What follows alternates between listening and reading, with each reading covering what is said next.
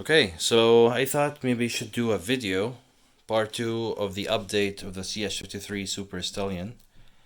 Been a while, and I did lots of things on the model, so I thought maybe a part 2 video should be done to just show the difference things I did.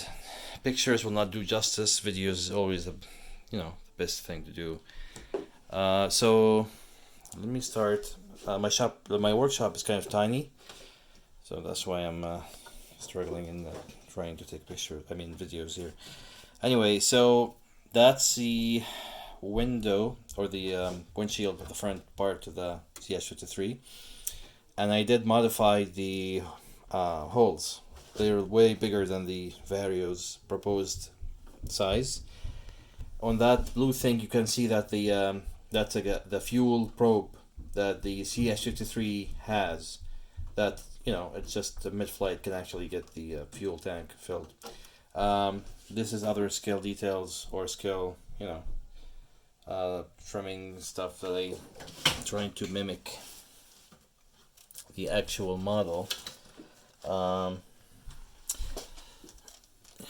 don't know if you can see, but more stuff here.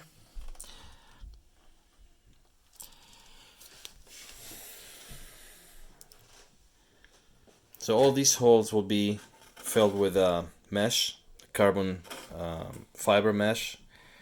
The one used for the windows to get the fly out to the house. The same thing. It's just carbon fiber, and they look nice. You have a tiny hole size, and that's what you want. You don't want to use a really bigger size. Anyway, so this is the cooling fan. I'm gonna show you the inside in a minute. That's to cool down the main motor here for the mechanics. And earlier video I showed how which mechanics I'm gonna be using, the robot mechanics, and now the mechanics is ready for the maiden flight first test. Of course, this is the rotor head I got from Germany, and the 6 blades capable rotor heads that can take obviously 6 blades, and I'm gonna go with 1880 millimeters rotor diameter total. So that's gonna be it, and this is again, it's gonna be covered with a mesh. You can actually see the mechanics here a little bit, but I'm gonna show more when I take the doghouse, like the upper cover out. So I'm gonna show the inside, which I think really nice. These windows here I'm gonna have to revisit because they're not really the best cut. Anyway, I did also a little bit of stuff here, and that again just to mimic the original model. This is gonna be filled with a mesh again. If you go, you can actually see through because it's a mirror image to the other side, exactly the same. So this one I'm gonna be doing soon. I'm gonna cut soon, and you can actually see the 4-blade rotor tail rotor head. It's Vario. Okay, let me show you the inside of the mechanics, and then I'll go to the cargo door, which is I think the cool part. So that's these are the 2 cooling. It's a PC fan, 60 millimeter PC fan, and they're really efficient. And they actually push air toward the motor, so they work opposite to each other, but they actually push air toward the motor, which is this one here. And I have Castle Creation ESC 160 milliamp. I'm sorry, 160 amp, and it comes with a fan, obviously. You can see that. This is the KDE direct motor, the 455 kV. And that is the, let me just take this, can show the whole mechanics. So that's the robot mechanics, okay? And I didn't really do that much of modification. Only thing I did honestly is just the main shaft is replaced, the longer version, because the one that comes normally with this mechanics for the Roban is that goes into the the models with a low profile rotor head. So this one's a little bit longer in terms of height. So I had to replace the main shaft, and I had to drill the hole that goes into this rotor head. That's the only really things I did. Everything else went very smooth. I didn't do that much. I asked Roban when I ordered this mechanics. I ordered this mechanics alone, obviously, and then when I asked Roban to install the low RPM set for the tail, that's the only thing I did. So this is installed. I could see actually the brackets, metal brackets I installed too. I made holes in the carbon fiber, and now this, and I showed that in the aerial video, the video before that. This is I made, like the whole thing. I made it custom made to fit the Ch53. 90% of the woodwork here is something I made because I had to, because the mechanics that came with Vario goes from the bottom to the top. I will explain what I mean shortly. This one has a space underneath that mimic the real thing. So anyway, I did some wire management yesterday just to, get things smooth and nice. And this is it's gonna go to the battery here.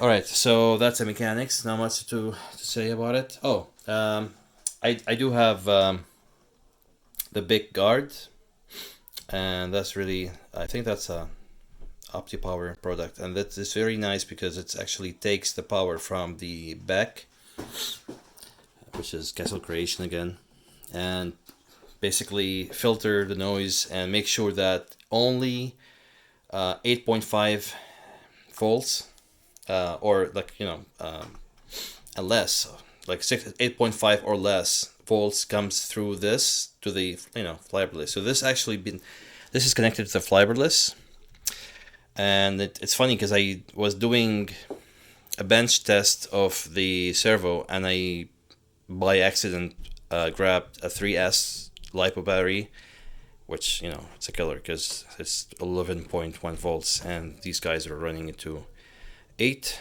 volts or 8.5, and it wasn't working. So I was like, why is it not working? Then I realized this guy is protecting the whole thing, and the red light came on and tells you that this is over voltage. So it didn't really pass through the voltage to the system, which would be a disastrous if I had that happen, because otherwise everything will be damaged.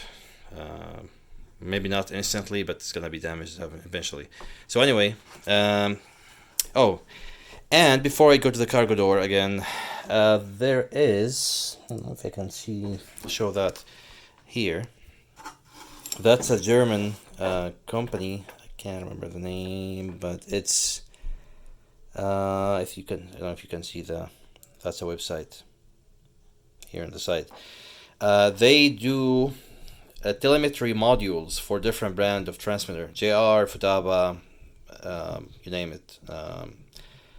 The other brand too, that is compatible with. So you could actually install this, but this is way more thorough than the JR.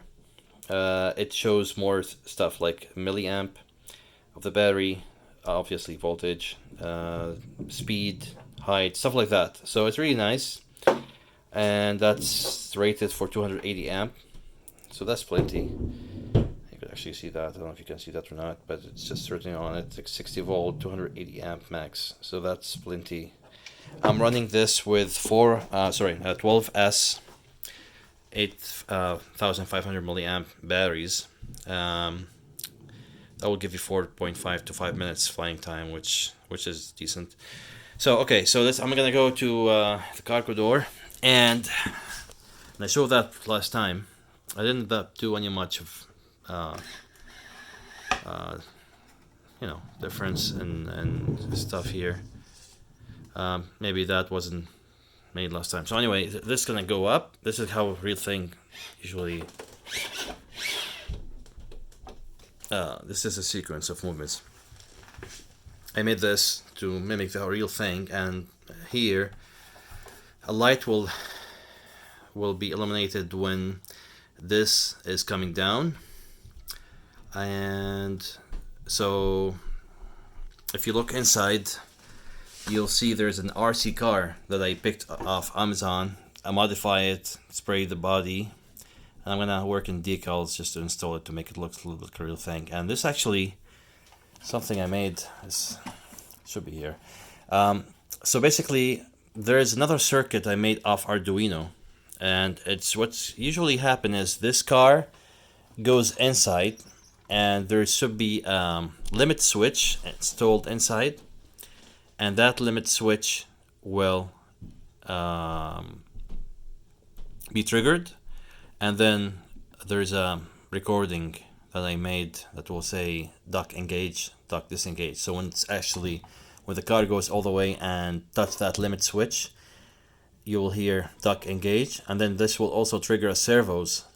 Both sides, right and left, will hold the car in place, so it will not come, it will not come loose when things flying. I will be flying this with the RC car on board. So that's the nice thing. So let me show you the RC car. So this should come out smoothly here. It's an early stage of, So this RC car is kind of unique because I made it. Let me show you. So there's a holder.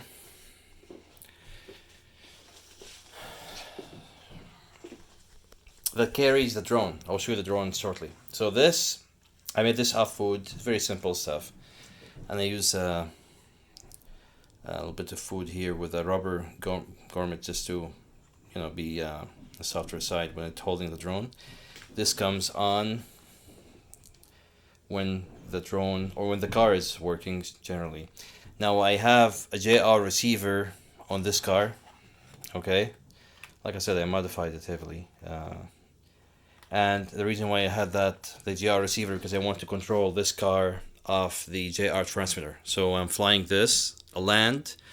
There is a switches that control these, or this guy, the car, RC car. And then, if you can look carefully, you could see actually there is two servos installed here.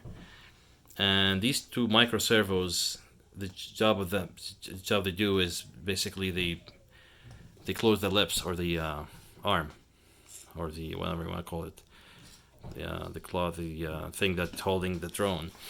And the drone, it's a DJI slash Terrot, a Tillo drone. It's like $90 US dollars, but it's like 100. I got it 110 Canadian dollars, and it's awesome. So it has a camera, it shoots videos. You can control it through your cell phone. So anyway, this actually I did the test. I wish I had the videos. We'll show it maybe later on. Actually, this is super stable because it uses the vision. I forgot the name. Vision guided system. I think it's infrared. I might be wrong. And so it's very stable, super stable. And I was able to land this here. And then once that was landed, this goes and hold the drone in place.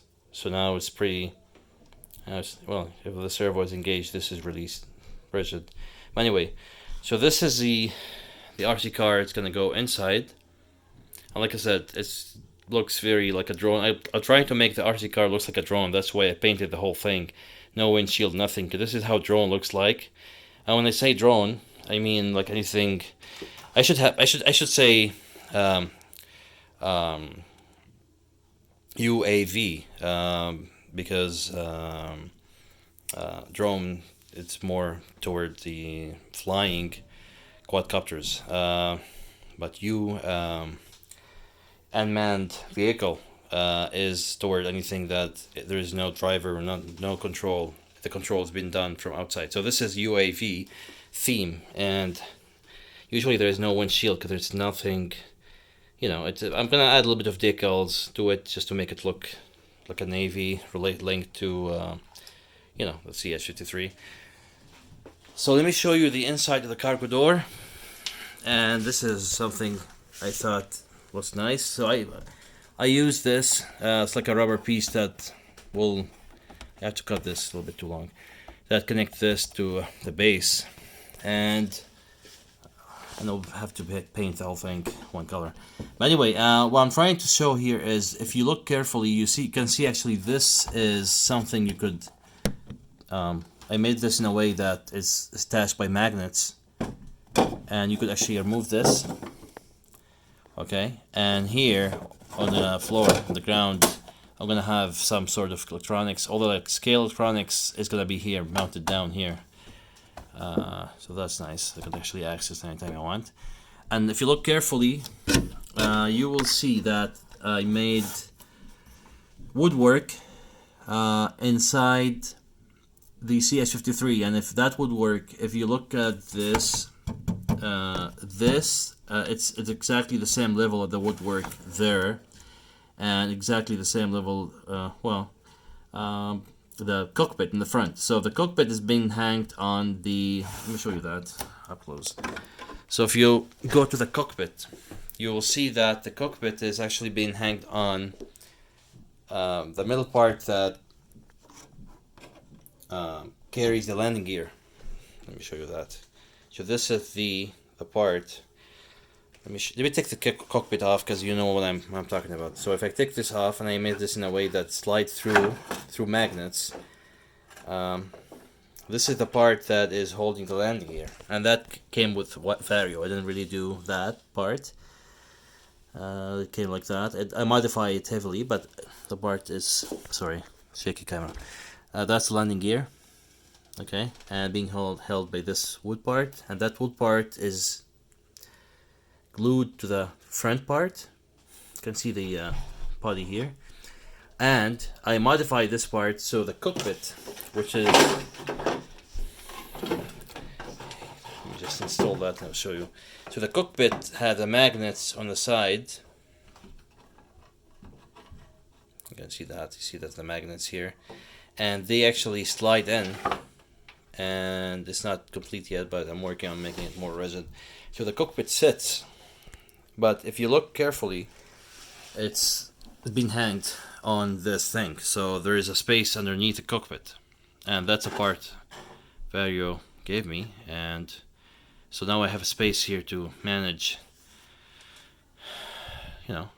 that compartment there, here, that for the nose servo. Okay. I made this to be controlled like that, so there's a servo that will be sitting there. And if you look here, I made a little arm. Maybe not, will not show now because I have a cockpit on. Let me move the cockpit again. So if I move the cockpit, you see that that arm here. I made that so actually can control the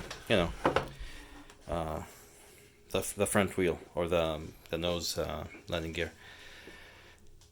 Yeah, so that's a part under the mechanics, and you have plenty of space. I have plenty of space to install stuff like scale details. And batteries too, of course. I'm gonna put some forest soldiers sitting with machine guns facing each other, and I think it'll be nice. That's a safety switch from Castle Creation. And I installed it here because I thought this is the best spot for it.